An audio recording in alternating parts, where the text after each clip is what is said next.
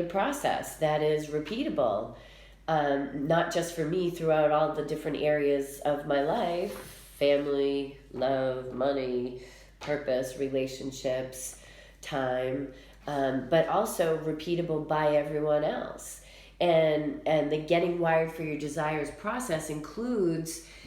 knowing when your wiring gets disconnected, and when your thoughts and your feelings and emotions and words are no longer supporting your desires, so that you can stop right there before it's too late, and kind of you know reset yourself, and then start again by starting with a thought that supports that desire, and then allowing yourself to think more thoughts that support that desire. And even if that's happening when your 6-year-old son is having a temper tantrum right in front of you, or your husband is screaming, "Where are my keys?"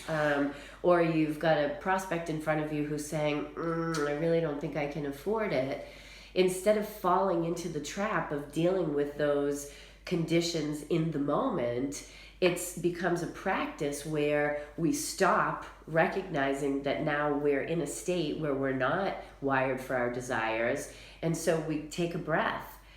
and bring it back to, okay, what thought would support that? And then let ourselves breathe into that in the moment. So we start to recognize what it feels like physically when we get disconnected from our desires. We start to recognize what things we say when we get disconnected from our desires, and we start to recognize what stuff is happening around us, like what we can literally see when we're shut off and not wired for our desires. And so this process allows you to have that awareness so that you can just stop at any moment and get rewired to those desires. And it's a very simple step-by-step process that we start in the area of loving ourselves, which is the most important, and usually what is contributing to us feeling the voids that we feel, and feeling the lack that we feel. So we start with self-love, and we're able to work all around every single one of our life areas, starting with the ones that are the biggest priorities for us in any moment, where we have the highest frustration level and the lowest satisfaction level, and we have the least amount of positive momentum, or maybe worse, the most negative momentum, and stuff is starting to really turn into what we don't want. We have the ability to stop that in the moment, any moment, every moment, and that's what getting wired for your desires is.